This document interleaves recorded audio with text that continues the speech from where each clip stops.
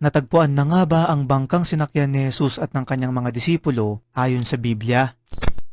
Mga kaibigan, nito lamang August 22 ay naglabas ng panayam sa Daily Mail ang biblical archaeology expert na si Danny Herman patungkol sa isang discovery na pinaniniwalaang siyang sinakyang bangka ni Jesus kasama ng kanyang mga disipulo nung baybayin nila ang dagat ng Galilea 2,000 taon na ang nakakaraan. Isa ito sa pinakasikat na kwento sa Biblia kung saan pinahinto ni Jesus ang napakalakas na bagyo ng mga oras na yun at siya ay naglakad sa tubig na nagpatibay lalo sa pananampalataya sa kanya nung kanyang mga disipulo.